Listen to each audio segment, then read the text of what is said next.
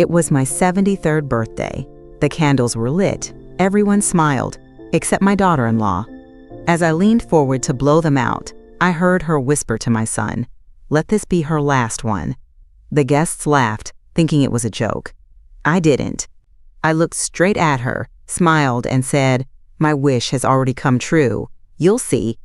The next morning, while she was out bragging about the house she thought was hers, she came home to find a moving truck parked in her driveway and every piece of her precious life being loaded inside. You could say she finally got her wish, just not the way she expected. 2 weeks earlier, I sat at the kitchen table, pretending to be confused. 2 weeks earlier, I sat across from Lucas at the kitchen table, the one Edward and I picked out in 1982 from a warehouse showroom in Brookline, solid oak, still holding up better than most people I know. Lucas had brought a folder, thick, manila. He set it down gently like he didn't want it to make a sound. "These are just some estate prep documents," he said, pushing it toward me. "You know, just in case. Camille found a few templates. It's all super standard." I looked down at it. My name printed neat on every tab. Power of attorney, advance directive, succession. That last word stuck in my teeth. He tried to smile. Makes things easier. I nodded and opened the folder. Most of it was, as he said, boilerplate. A couple of things already had my name filled in, ready for signing. I took the pen in my hand, the one he'd placed right where Edward used to leave the crossword pencil. Then I paused. "Did you have someone look at these?" I asked. My voice was calm, like I didn't already feel the shift in temperature behind his eyes. Lucas hesitated. "Barely. Yeah. Camille's uncle. He's in real estate. Said we should be thinking ahead." Camille's uncle was not an attorney. He was a house flipper with 3 evictions under his belt. But I signed the healthcare proxy. I initialed the page authorizing Lucas to discuss certain accounts in case of emergency. I smiled as I did it, thanked him for being thoughtful. Then I closed the folder before reaching the last page, the deed. "Oh, I'll hold on to this for now," I said lightly. "Need to review a few things." He looked unsure, confused even, but he didn't press. That was his weakness. Lucas never pressed. Not with me. As he left the room, Camille breezed in, already mid-sentence. "And if we take down that wall between the guest wing and the sunroom, we could make that whole upstairs suite open concept. You know, more usable." I blinked at her. "Usable for whom?" She smiled, teeth too white. "Well, it's just underused space." The phrase settled in the air like mildew. I nodded slowly, folded my hands, and watched her assess the room, like someone measuring curtains in a house they didn't live in yet. She left without waiting for a reply. I waited until the front door closed, then opened my desk drawer and slipped the unsigned deed in beside the real one. Let them think I was playing along. Let them build their little plan. Because while they were measuring walls, I was measuring intentions. And I'd just seen enough to start drawing my own blueprint. It started with the piano, not a word to me. Just gone. Edward's mahogany upright. I came down and found a rug where it used to be. A beige one. Price tag still on. Camille said something about lightening the space.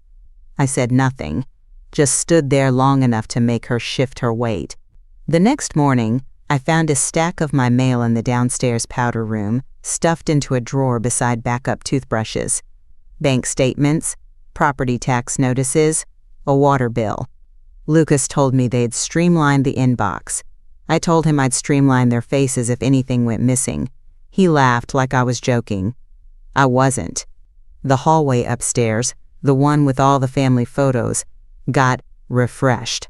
That was Camille's word. Refreshed apparently meant every photo of Edward and me, our honeymoon in Maine, Tyler's first steps, Lucas's graduation, was boxed up and replaced with black and white staging prints of driftwood, rooftops, and empty roads.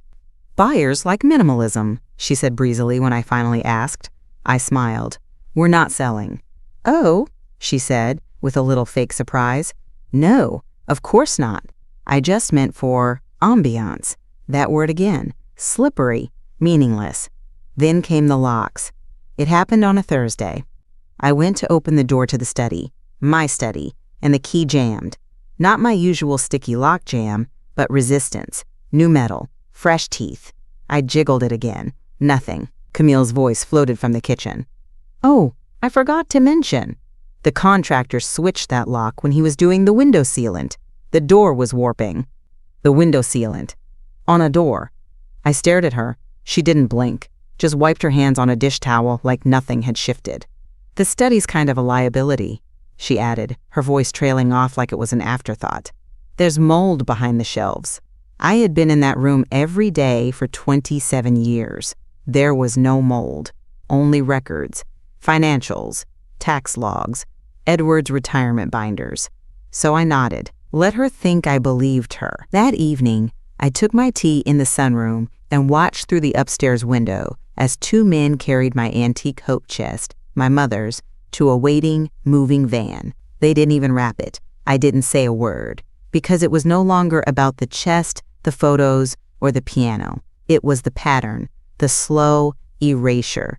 And they just made a mistake. They'd left me with nothing but time, and the clearest sight I'd had in years. That night, I didn't sleep. Not from fear, from clarity. I waited until the house was silent, until even the dog Camille insisted on rescuing, a yappy, trembling thing that hated me on sight, had stopped skittering around. Then I went down to the basement, the real one. Not the finished laundry level with its clean tiles and wine fridge, but the old half-cellar beneath it, original brick, cold as memory. Behind the old furnace and a row of unused paint cans sat a cabinet no one had opened in over a decade. I slid aside a roll of insulation and reached underneath. There it was. A little gray fireproof box, dusty, heavier than it looked. My fingers shook, not from nerves, but from muscle memory. I'd locked that box 12 years ago after Edward's stroke, back when I still believed Lucas would be grateful to inherit a clean ledger. I opened it and saw my name, Evelyn M. Hart, stamped across every document inside. Original deed, notarized, 3 IDs, a signed revocation clause on the trust transfer. My handwriting, careful, intact. Dates, stamps, every contingency Edward and I had spent decades planning. And then, folded inside a legal envelope, the thing Camille didn't know existed.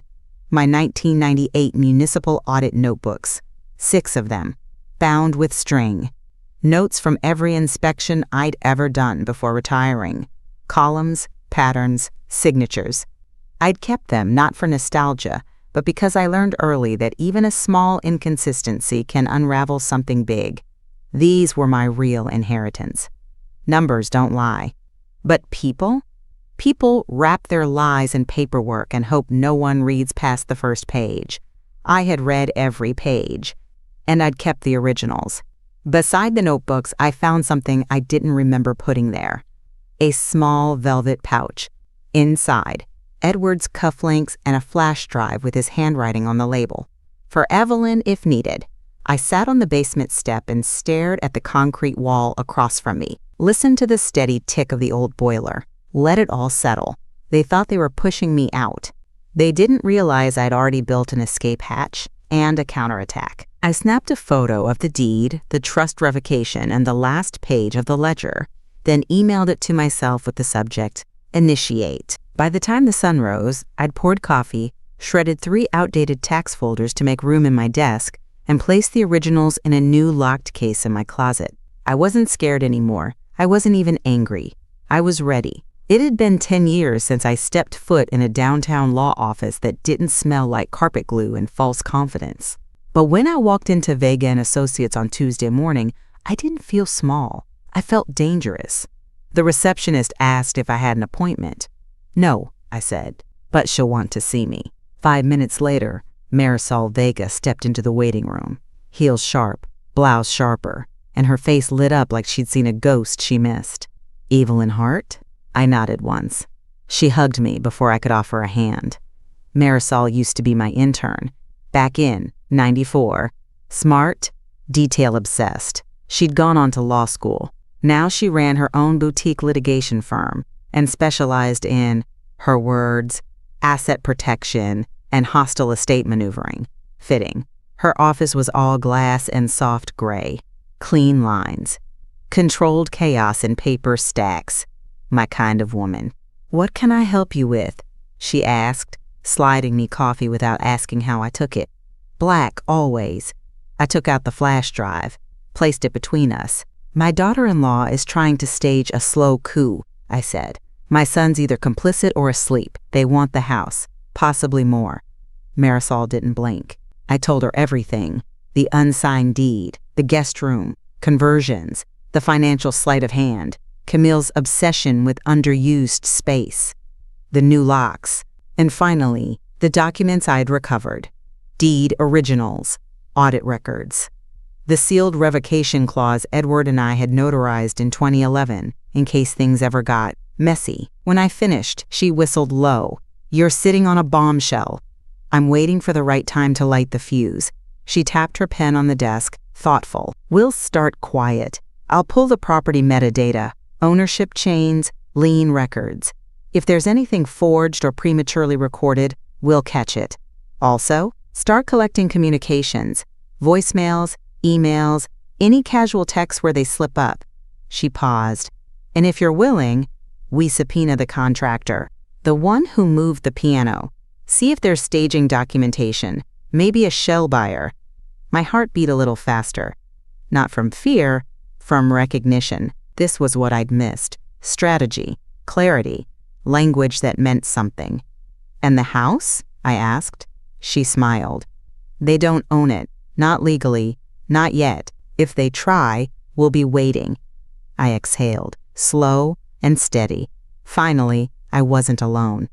That night, I didn't watch the news. I didn't clean the kitchen after dinner. I sat in my old study, door unlocked for now, and turned on the banker's lamp. The warm pool of yellow light made the paper in front of me glow like something sacred. I wrote one sentence at the top of the page. What does victory look like? And then I answered myself, line by line. No emotion, no maybes. Block the deed transfer. Prove attempted financial fraud. Redirect their renovation budget to rebuild the family legacy they tried to gut. Expose Camille cleanly, publicly, no shouting. Just consequences. Make sure the house stays mine until I choose otherwise. I tapped the end of the pen against the table, a rhythm I'd picked up from Edward in our audit days. It helped him think. It helped me remember. I wasn't doing this for the house. Not really. But the worst. Lucas let her. He stood by.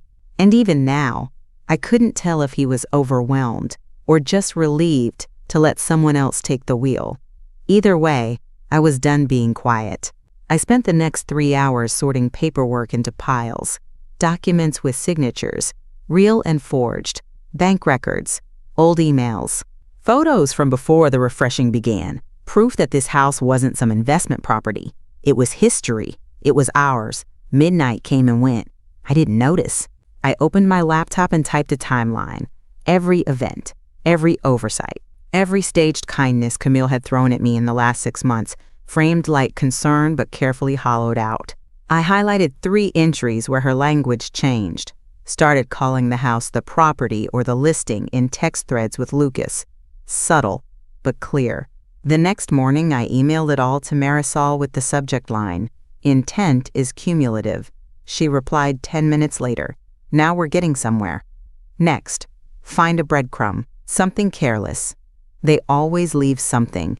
I closed the laptop. Camille thought she was staging a house. She didn't realize I'd already staged a trap. It was almost laughable, how quickly they started tripping over themselves. 2 days after I sent Marisol the timeline, I found it the first breadcrumb, sitting plain as day on the hallway console, right where Camille liked to toss Pottery Barn catalogs and unread charity mailers. A folded contractor invoice. She must have thought it was junk, or maybe she was just too used to me not noticing things. But I did notice. It had my address at the top. Under that, in bold, pre-sale staging, furniture install, light fixture replacements, wall prep for listing photos. No mention of mold remediation, which she'd claimed to Lucas. No reference to family use or structural concerns, just pure, shameless real estate prep. I took a photo of it right there. My hands steady, my face blank, then emailed it to Marisol with the caption, "Here's your arrogance in black and white." She responded 3 minutes later, "Bingo, start printing. We're building a record trail." I put the original back exactly where I'd found it, let her think I'd missed it, let her feel clever. That same afternoon, Camille told me she'd be hosting a design consultant on Thursday. "We're just thinking about updating the vibe in here. For resale value down the road, of course," she said, pouring herself a smoothie. She always dressed like she was going on camera. Silk blouse, bone-colored trousers, not a wrinkle in sight. She didn't even look up when she said it, like I was a guest at my own kitchen island. I smiled. "Oh, I agree. Presentation matters." She seemed surprised. "You do?" "Oh, yes," I said. "Details are everything." She relaxed, smiled that magazine cover smile, thought she was winning. I let her. That night, I opened my records folder again and added a new tab, Pre-sale Evidence. Inside went the photo of the invoice, a typed note about Camille's design consultant, and a time-stamped copy of her smoothie glass left sweating beside my property's listing form. I wasn't just collecting proof anymore. I was setting pace. They wanted me invisible, predictable, half aware. But now, I was watching everything, measuring every word, every footstep, every tossed-off invoice they assumed no one would read. And already, Camille was leaving a trail of breadcrumbs. The house was still mine. But soon, the story would be too. The day after the invoice, I pulled Edward's old drafting lamp from the hall closet, the heavy magnifying one he used for fine ink pen work back when blueprints were still done by hand. I cleared the study desk, laid out 2 pieces of paper side by side. One, a copy of the updated deed Camille had slipped into the estate packet. The other, the real one, mine. My signature on both. Or so it seemed. At first glance, they looked identical. Same slope on the capital E. Same lazy loop on the H. They'd scanned my actual handwriting or copied it by hand. I couldn't yet tell which, but I'd learned a thing or two in my audit years. Signatures aren't just shape, they're weight. I turned on the lamp, tilted it, let the light catch the texture. The original, my original, had pressure variance. The way your pen sinks harder into the downstroke of an M, lightens on the loop of an L. The forgery was flat, digitally smoothed. The kind of texture you get when someone prints a scan, then traces over it by hand. Too perfect in the wrong places, wrong pressure in the right ones. I took side-by-side photos, circled 2 spots, the hook at the end of the Y in Evelyn and the baseline drag on the K in Oak Grove Lane. One flared slightly right in the forgery. My real signature always curled left. I felt it then. Not pride, not even anger. Satisfaction. This wasn't just sloppiness. This was criminal.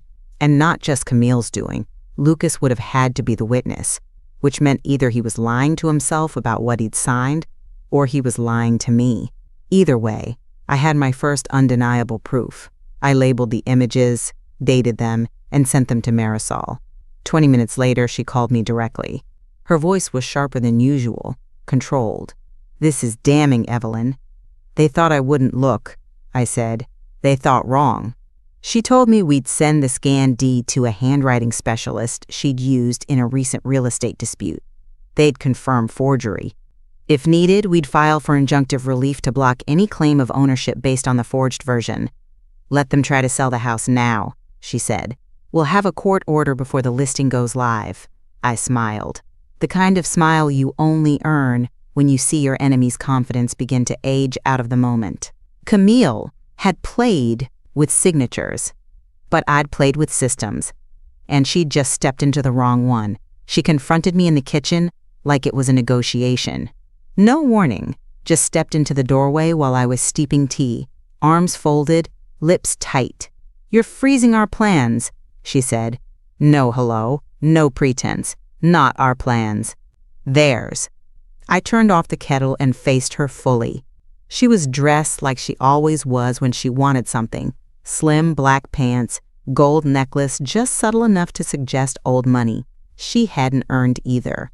I didn't know we were working toward the same goal, I said calmly. Camille exhaled hard through her nose, the way people do when they're not used to being spoken to directly. We're trying to make things sustainable.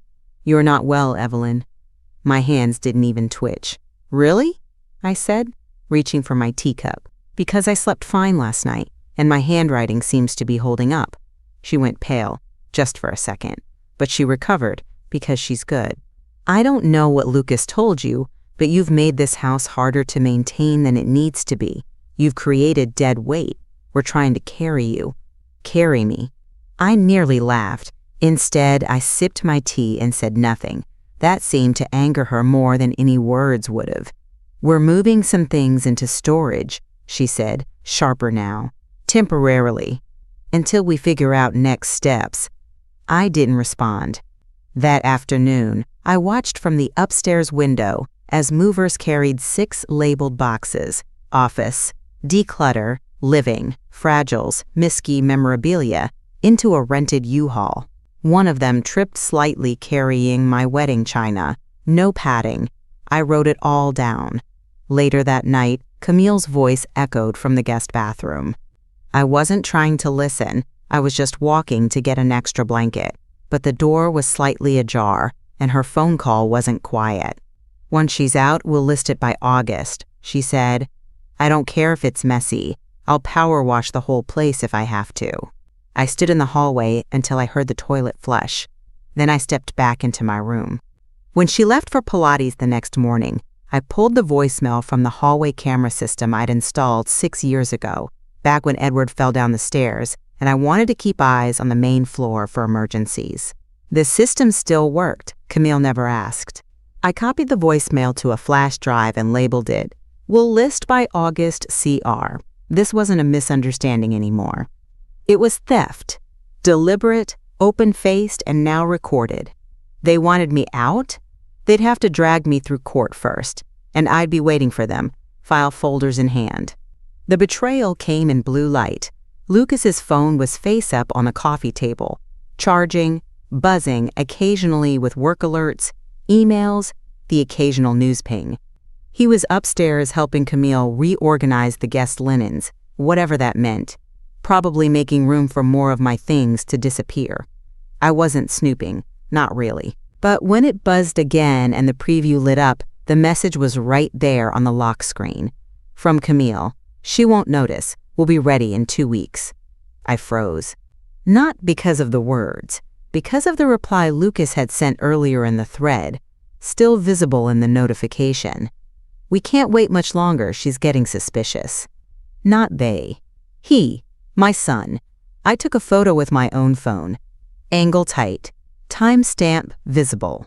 Then I sat down, slowly, carefully, and stared at the spot where Edward used to sit during Red Sox games, one hand always curled around a glass of club soda, one eye always on Lucas, no matter how the score turned.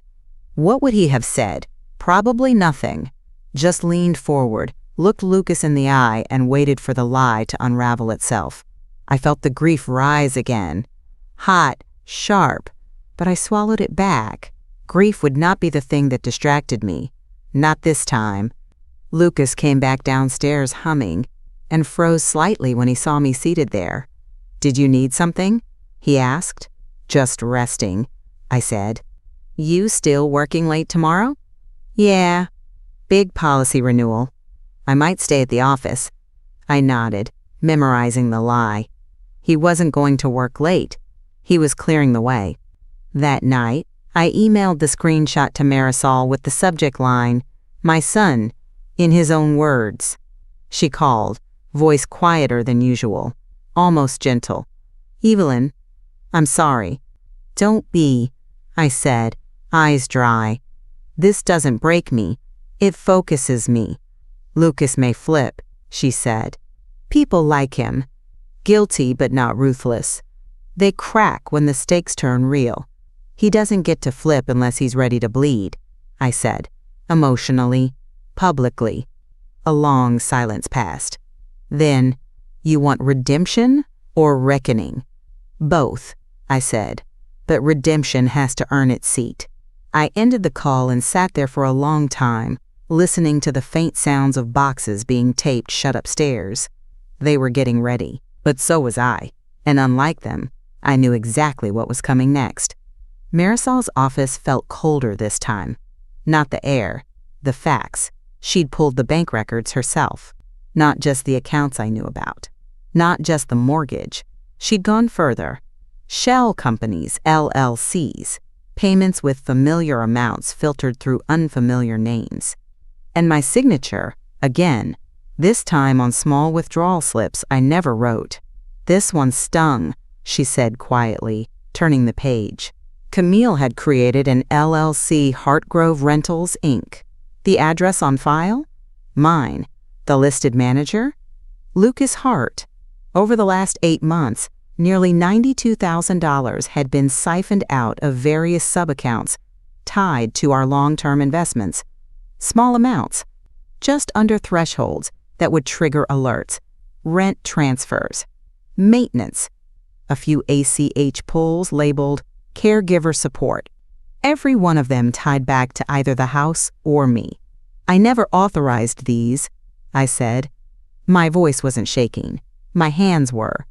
Marisol didn't look surprised, just quietly furious. "They're using the idea of you," she said, "your age, your assumed decline, as camouflage." She pulled out one more paper. A reimbursement form Camille submitted to one of their banks. A spreadsheet claiming I required part-time nursing, dietary accommodations, and memory stabilization therapy. It was handwritten, signed E.H., except I don't write the number 4 like that. "They're stealing from a woman they claim is too senile to notice," I said. "Exactly." I looked down at the numbers. $92,000. Gone while I watered the plants, while I ironed pillowcases and listened to them debate paint swatches for walls they didn't own. Gone while I held my tongue, while I thought being dignified meant being quiet. Marisol placed a hand gently on the folder. "We can freeze the LLC's assets within 48 hours. File a cease and desist against any further withdrawals. The next step is formal, civil, and possibly criminal." I nodded. She hesitated. "There's still a chance Lucas folds early, that he didn't know everything." I looked her straight in the eye. "If he didn't know, it's because he didn't want to." She didn't argue. I left the office with copies of everything. I didn't cry in the car. Not even once. But that night, sitting alone in my room, I opened Edward's old dresser drawer and pulled out his watch, the one he wore to every anniversary dinner and every meeting with a financial planner. I slipped it into my bag. It didn't match my outfit, but it matched my purpose. They didn't just want my house. They wanted my identity, my usefulness, my memory. They wanted me erased on paper before they even got me out the front door. They'd taken $92,000, but they hadn't taken me. And that mistake was going to cost them everything. My bedroom felt smaller after that meeting, not because of the walls, those hadn't changed, but because everything inside it now meant something else. The throw blanket Camille had draped at the end of the bed, a prop. The lemon lavender candle she left on the nightstand, a trick. Even the antique mirror, the one I'd used every morning for years, stared back at me like it didn't know who I was anymore.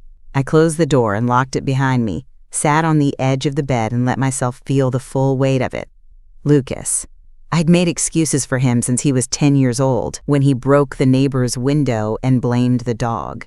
When he skipped his college internship interview and told me the train had stalled. When he married Camille and said she just had a sharp sense of ambition, I'd told myself I was supporting him.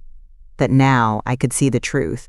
I'd trained him to assume I'd absorb every mess, that my silence was permission, that my presence meant protection, no matter what he did. And now here I was, sitting on the bed in a house I still legally owned, being slowly packaged for removal like a piece of sentimental furniture. I reached for the small velvet pouch I'd hidden in the closet, the one I'd placed there after Edward's funeral. Inside, his watch. Simple, gold, scratched on the back from years of wear. The clasp still faintly smelled like his aftershave. I turned it over in my hands for a long time before sliding it into my handbag. Not for memory, for war. This wasn't just about stolen money anymore, or even the house. It was about value. They'd looked at me and seen a burden. I was about to remind them I'd built this house, managed every refinance, balanced 3 budgets during recessions, raised a child through grief and 2 jobs, never once missed a tax payment or forgot a name on a holiday card. Camille saw an old woman with assets. Lucas saw a safe harbor he could take from without ever steering toward. But I knew who I was, and I was done mourning who they weren't. I walked to the dresser, straightened my blouse, and packed the last of my private records into a zippered folio.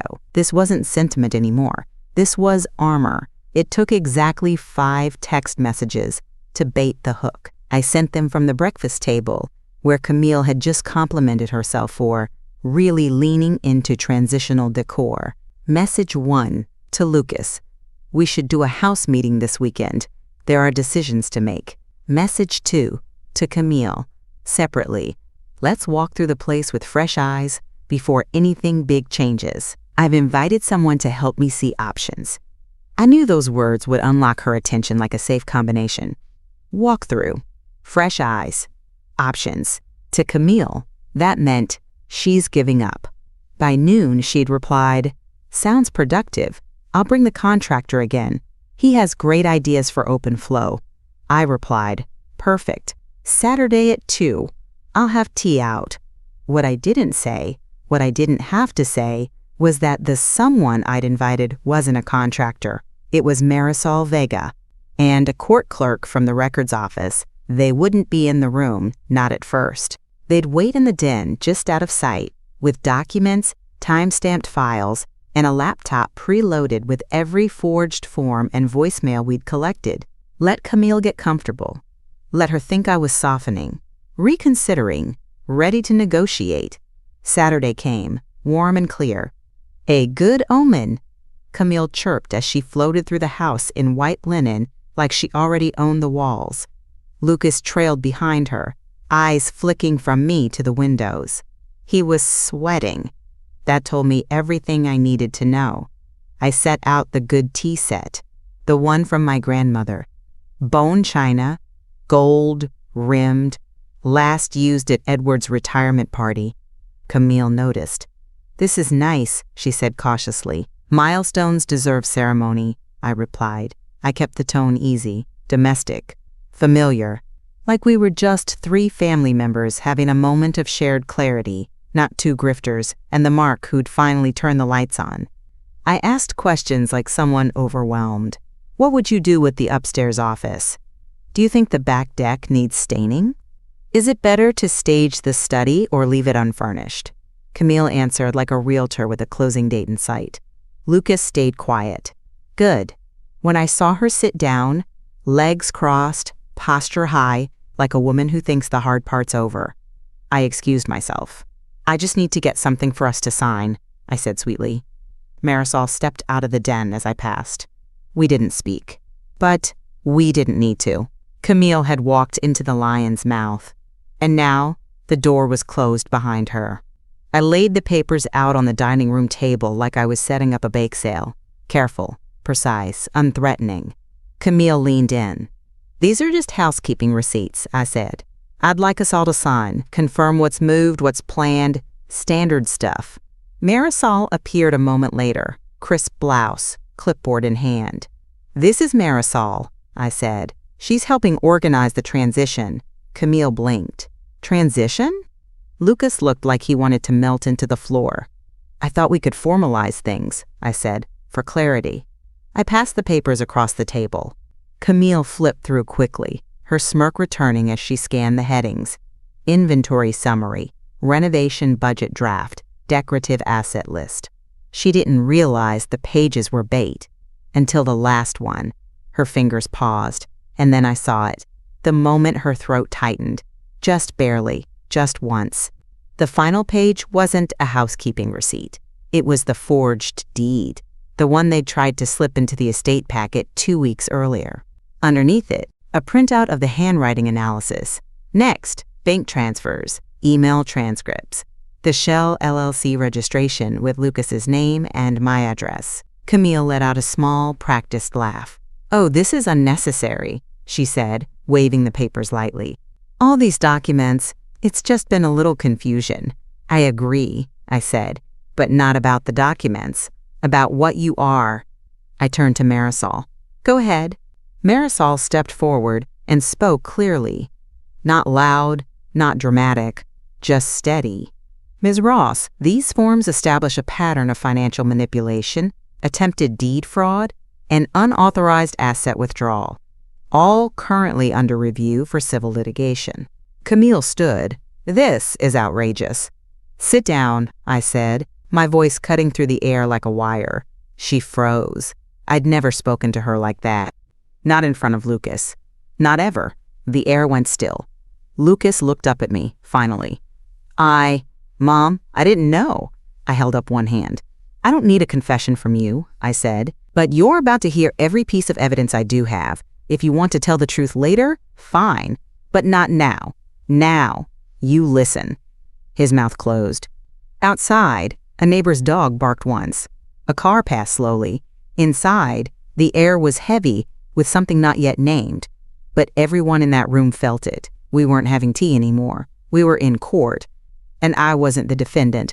I didn't raise my voice. I didn't have to. Marisol laid each piece of evidence on the table like a well-drawn blade. First, the forged deed, projected on her laptop, side by side with the original. Zoomed in, pixelation around the signature, flat ink pressure, stylus drag. A professional handwriting expert had already marked it. Simulated reproduction inconsistent with source sample. Camille crossed her arms. "We never filed that," she snapped. "That's just a draft." "No," I said. "You kept it ready, in case I died, or forgot what I owned. You were betting on silence or decay, and I'm giving you neither." Next, the voicemail. Marisol pressed play. Camille's voice crackled from the speaker. "Once she's out, we'll list it by August. I'll power wash the whole place if I have to." Silence. Lucas looked down at the table, blinking fast. Camille leaned forward, desperate now. That wasn't meant literally. Then came the invoice. The one Camille had carelessly left on the console, labeled pre-sale staging, wall prep, fixture removal. Marisol tapped it lightly. "Prepared weeks before you claim Evelyn discussed listing. Addressed to a shell company you control. Shall I continue?" Camille didn't answer, but her face cracked. You can't fake calm once it starts to slide. Then came the financials. 3 screenshots, withdrawals labeled caregiver services, transfers into Hartgrove Rentals, LLC, a reimbursement form bearing my forged signature, a 4 shaped like a printed triangle, not the open curve I've used since 1956. Marisol's voice stayed even. "You claimed elder care expenses to withdraw funds. You used her address to open an LLC in her name. And you executed document preparation under what appears to be simulated consent. This exceeds civil concern. It flirts with felony-level wire fraud." Camille stood suddenly. "Don't talk to me like I'm some thief." "But you are," I said quietly. "You're just dressed better than most." She turned to Lucas. "Are you really going to sit there and let them say this? About me?" His mouth opened and closed. The room went still again. And for the first time since this war began, Camille looked around and realized no one was going to rescue her. No one believed her anymore. Not even the man she manipulated into helping. I stood up. "I told you at my birthday, my wish had already come true. This is what I meant." Camille's eyes darted toward the door, calculating. But there was nowhere left to run. Not this time. Camille turned to him like it was scripted. "Lucas," she said, voice pitching toward sweetness. "Tell them this isn't what it looks like." He didn't move. "Lucas," she said again, sharper this time. "We agreed. You said—" But she stopped there, because he was already reaching into his jacket. not to defend her, to end it. He pulled out a thumb drive. Small, silver. The kind banks give out at financial seminars. He placed it on the table in front of me. Not dramatically, not gently, just final. "What is that?" Camille asked. Her voice had lost its polish. Lucas swallowed.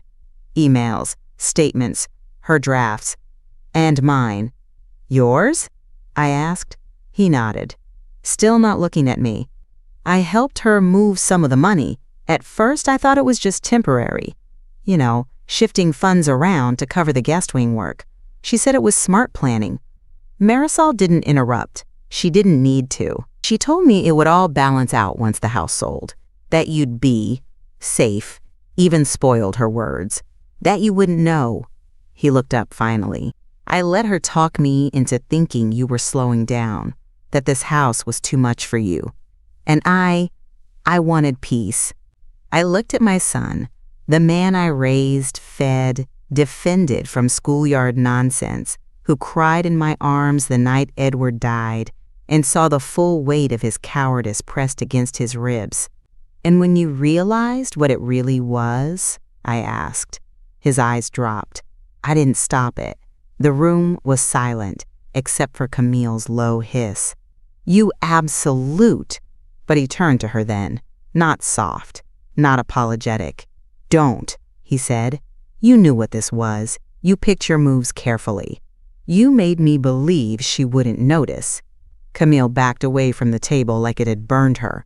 Marisol leaned forward and took the drive. She nodded. Once. The kind of nod that means, "This changes everything." I stood slowly, crossed to Lucas. He flinched, just slightly. I didn't touch him. "I want you to listen carefully," I said. "You don't get to buy your way back with one gesture. This isn't a redemption arc. It's an opening statement." He nodded once. Shame flooded every inch of his face. And then I whispered, just loud enough for both of them to hear. "You buried me while I was still breathing." I turned to Marisol. "Let's call the clerk." Camille sat down hard. Lucas didn't move. But I did. I walked out of that room, Edward's watch on my wrist, the sun spilling gold across the floorboards, and not once did I look back. By the time the clerk finalized the filing, it was late afternoon, golden hour, the time realtors dream of for photo shoots. The light was soft, the shadows were long, and everything was about to change. Camille must have thought it would be quiet, a private humiliation, a slap on the wrist followed by a hasty retreat. But she'd forgotten something crucial. She'd made this public long before I did. The contractor. The open house whispers. The neighbors who watched unfamiliar trucks pull into my driveway. People talked, so I let them watch. I stood on the porch as the process server walked up. Khakis, clipboard, efficient. He handed Camille the envelope with zero fanfare. "Ms. Camille Ross?" he asked. She blinked, still stunned. "I'm serving you on behalf of Evelyn Hart. Civil complaint filed. Potential fraud, unauthorized asset diversion, and elder financial abuse." You could hear a pin drop across the lawn. A delivery truck idled at the curb. 2 teenage girls across the street from the Kendall's house were filming on a phone. I didn't mind. Let them film. Let the neighborhood see what happens when someone mistakes quiet for weak. Camille tried to speak, tried to wave the papers off like they were a mistake, but the moment had cracked. The image she clung to had split wide open. She wasn't the stylish daughter-in-law anymore. She was the woman being served on the porch of the house she tried to steal. Lucas stood behind her, hands in his pockets, saying nothing. He'd said what mattered already. Now it was hers to carry. A second man approached.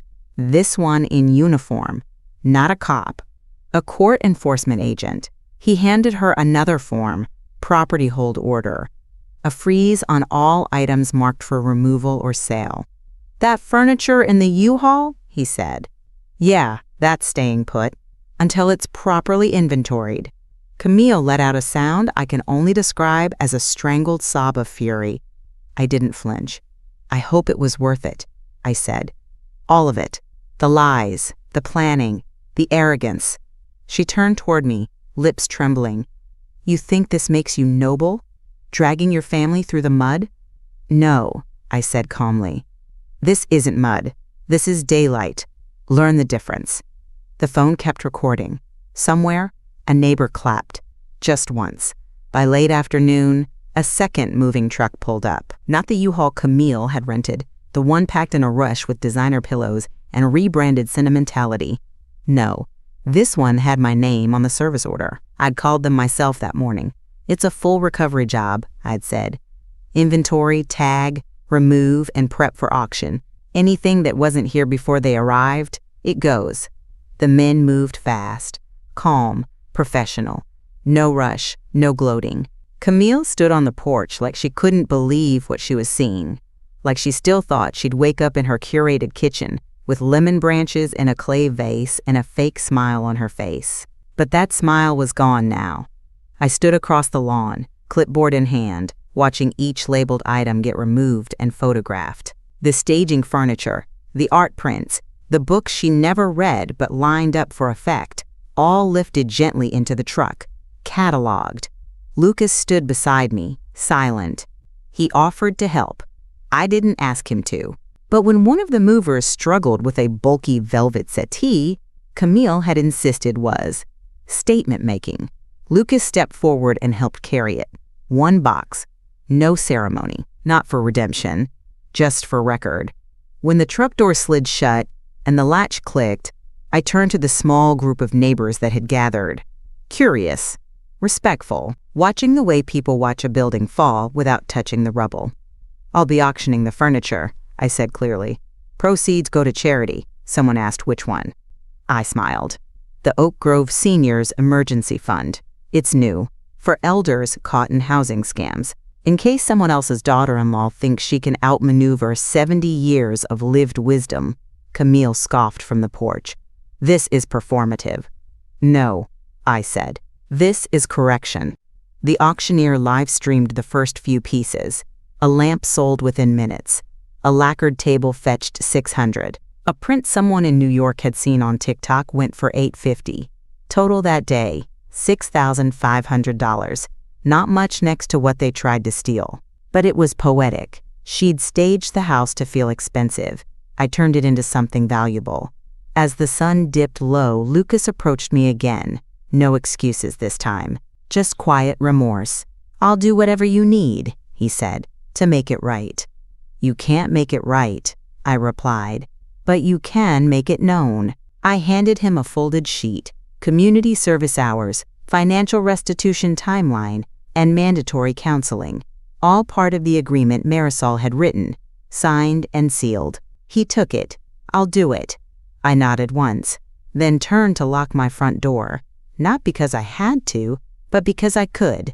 Thanks so much for listening. If you enjoyed the story, please hit that like button, share your thoughts in the comments, and let me know which city you're watching from. I'd love to see how far it travels.